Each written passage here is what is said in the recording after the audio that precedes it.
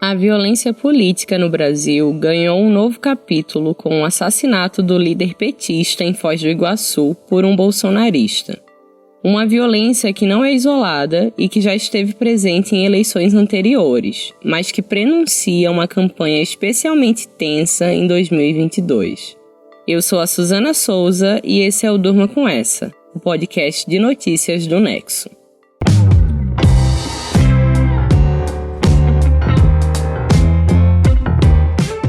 Olá, eu sou a Aline Pellegrini e estou aqui com a Suzana para apresentar esse podcast que vai ao ar todo começo de noite, de segunda a sexta, sempre com notícias instigantes que podem continuar a ecoar por aí.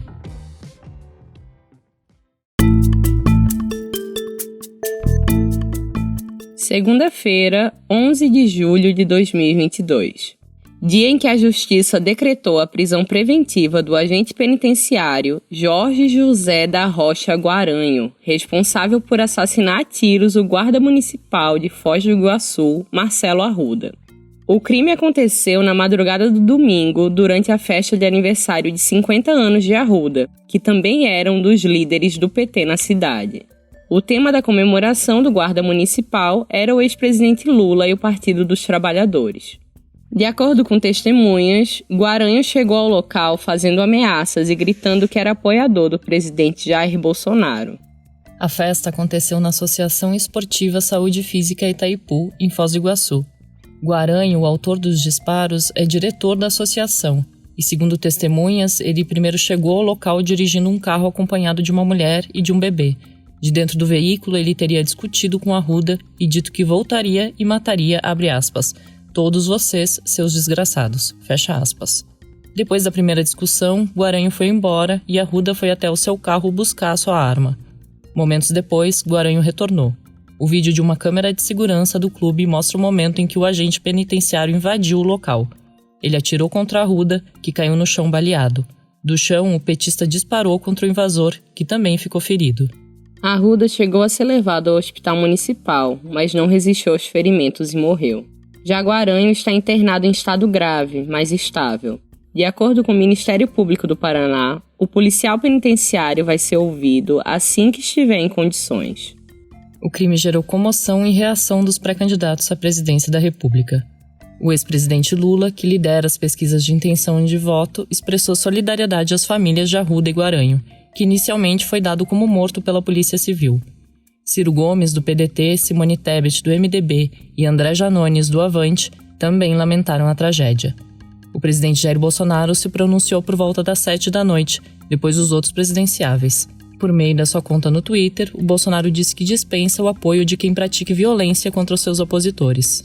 Nesta segunda, Bolsonaro voltou a falar sobre o crime, questionando a sua responsabilidade sobre o caso.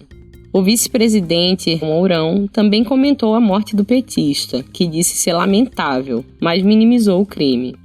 Ele afirmou que casos assim acontecem todo final de semana. No fim da manhã dessa segunda, a Secretaria de Segurança Pública do Paraná informou que trocou a responsável pelo comando da investigação do caso. Ele será liderado pela Camila Seconello, que é a chefe do Departamento de Divisão de Homicídios e Proteção à Pessoa do Paraná. A delegada Yane Cardoso, responsável pela apuração até essa segunda, foi acusada pelo PT de ter publicado em suas redes sociais postagens contra Lula e o seu partido.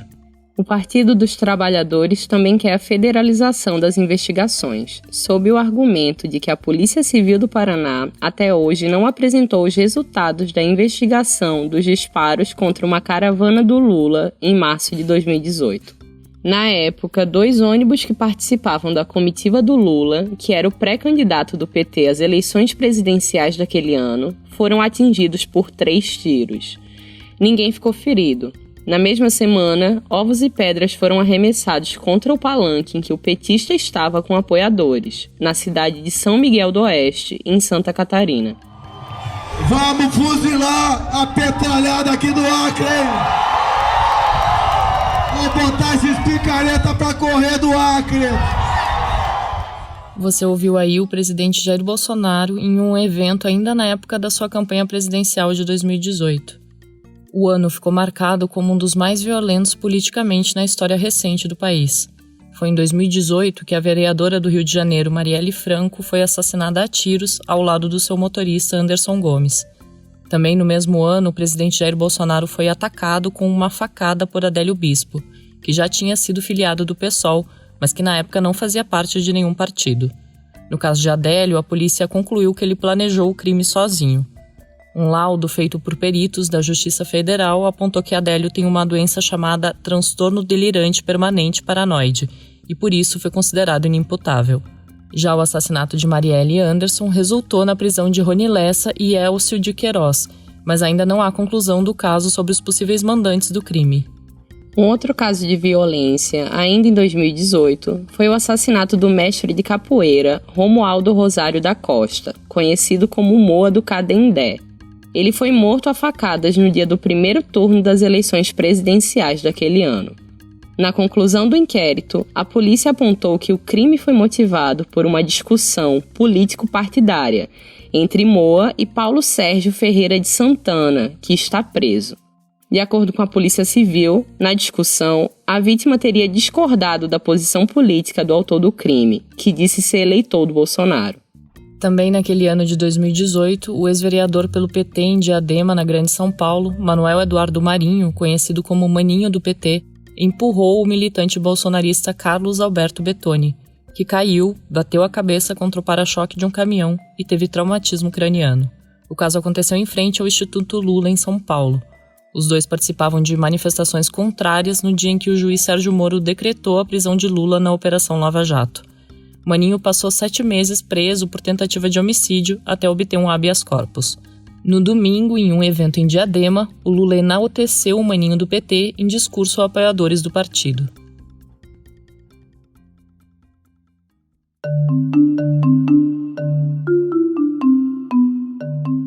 O caso de Marcelo Arruda não é o primeiro de violência política no Brasil em 2022. Em meados de junho deste ano, apoiadores do ex-presidente Lula foram atacados por um drone que lançou um líquido que cheirava fezes e urina sobre pessoas que participavam de um evento na Universidade do Triângulo Mineiro, em Uberlândia. O dono do drone acabou detido por porte ilegal de arma de fogo. Já em 7 de julho, um homem lançou uma bomba caseira com excrementos no ato político do PT, no qual Lula estaria presente na Cinelândia, no centro do Rio de Janeiro. O autor do ataque, André Stefano Dimítrio Alves de Brito, foi preso na mesma noite e confessou o crime. Os casos acendem um alerta em um contexto de grande polarização do cenário político.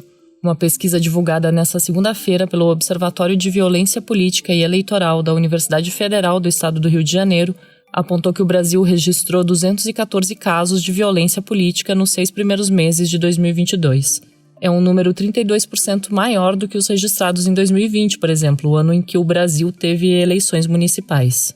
Durante esses 4 anos de governo do Bolsonaro, a situação degringolou e ganhou uma nova fotografia, né? A própria política passou a ter um ar de conflito e de guerra, estimulada até pela truculência das redes, pela polarização e pela forma como o próprio presidente encara a política, né? Como uma arena de inimigos, onde ele vive em uma guerra, onde derrotar a oposição é o seu principal foco, né, e objetivo.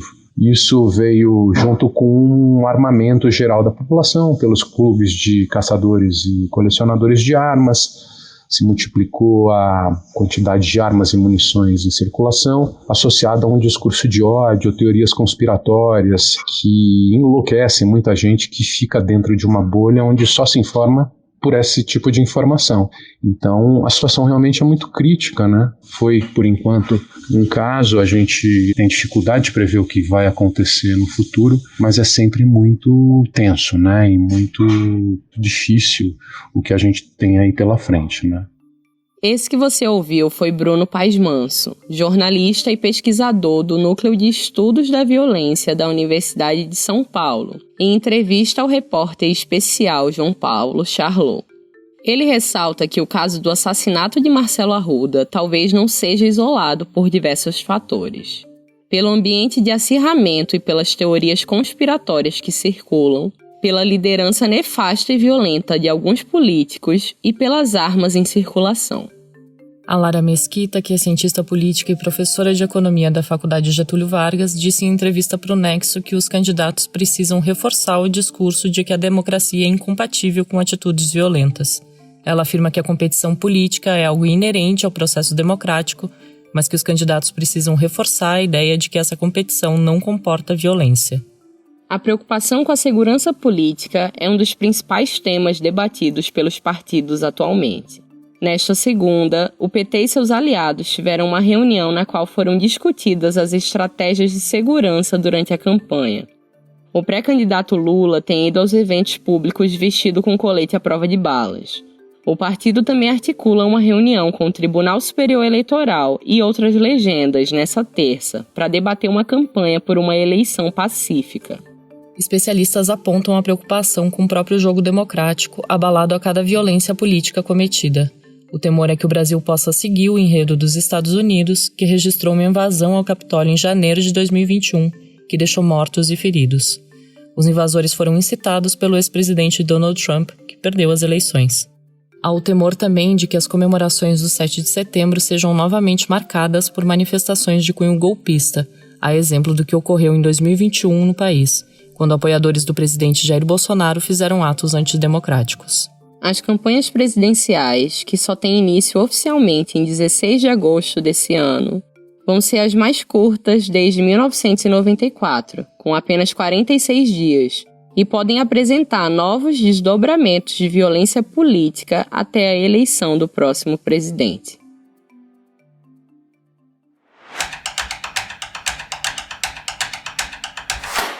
Dentro dos questionamentos sobre a violência política no Brasil, existe um impasse entre aqueles que evocam uma equivalência nos ataques praticados. A redatora Isadora Rupp escreveu sobre o tema. Isadora, quais são as comparações feitas por aqueles que querem emplacar a ideia de simetria nas violências? Quem tenta encampar essa ideia traça comparações entre a morte do guarda municipal líder do PT em Foz do Iguaçu com a facada em Bolsonaro na campanha de 2018, por exemplo.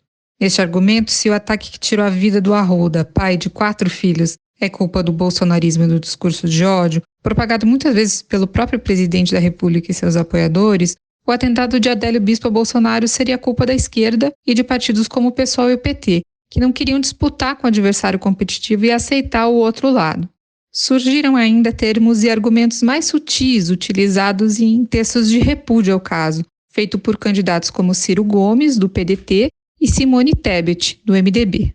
Gomes chamou o episódio de consequência de uma guerra absurda. Tebet chamou de conflito que nos ameaça. E Isadora, como os especialistas enxergam essa suposta simetria?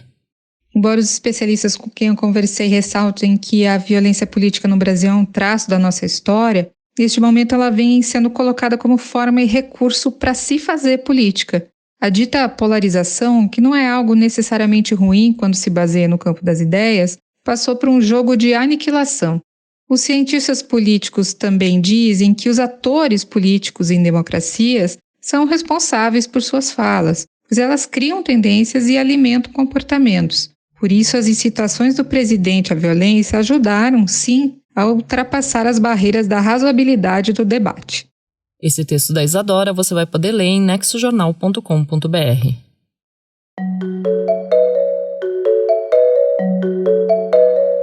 Documentos secretos da Uber foram revelados à imprensa britânica por um ex-executivo da empresa.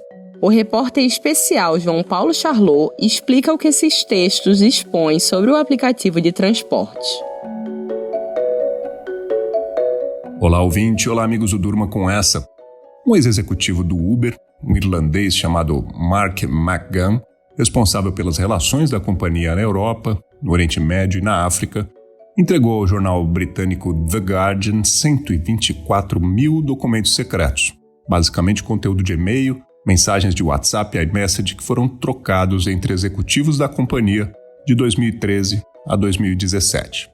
Esses documentos entregues por ele mostram como o Uber violou a lei, burlou a polícia e as autoridades regulatórias, explorou a violência de seus próprios motoristas em manifestações de rua e fez lobby secreto com governos no mundo todo para se expandir e se fixar como o principal aplicativo de transporte que existe hoje. O Guardian repartiu esse enorme volume de documentos com 180 jornalistas de 29 países, por meio do ICIJ, que é o Consórcio Internacional de Repórteres Investigativos. Basicamente, esse material mostrou os bastidores das ações que foram tomadas para criar um ambiente regulatório que se tornasse favorável à entrada do Uber em 40 países, em práticas que o próprio delator classificou como tóxicas, profundamente injustas e antidemocráticas. Esse mercado de táxis sempre foi extremamente regulado, mas a entrada do Uber no mercado escancarou o setor e quebrou taxistas.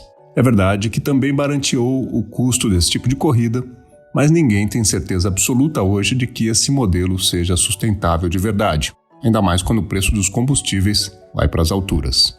Basicamente, o escândalo revela os bastidores de como o Uber agiu ao longo dos anos para mudar sistemas de licenciamento para serviços de táxi. Os executivos do aplicativo faziam isso por meio de reuniões de lobby com altos representantes de governos e também insuflando manifestações de rua e protestos de motoristas que queriam aderir ao sistema. Não tem até o momento nenhuma revelação sobre o Brasil, porque os documentos eles tratam apenas das relações da empresa na Europa, no Oriente Médio e na África. O delator diz que entregou o caso porque teve remorso, teve uma crise de consciência. Mas não deve ser só isso. Ele move uma ação contra o Uber, no qual reclama de ter recebido menos que o combinado por seus serviços, mas diz que o caso corre em segredo de justiça e não pode ser comentado.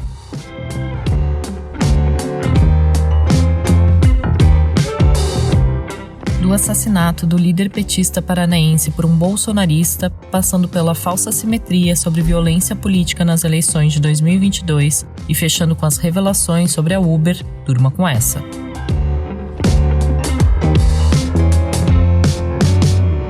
Com o roteiro de Suzana Souza, produção de Aline Pellegrini, participações de Isadora Rupp e João Paulo Charlot e edição de áudio de Roberto Soares, termina aqui mais um Durma com Essa.